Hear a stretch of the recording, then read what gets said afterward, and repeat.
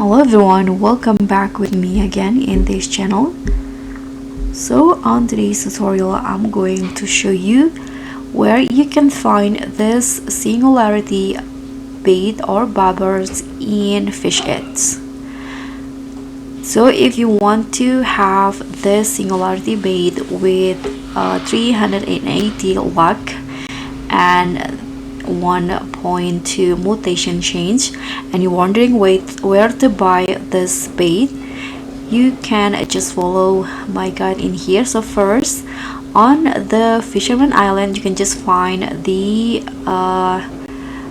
traveling merchant. So here in the Fisherman Island, you can just go to the left in here until you spot this traveling merchant.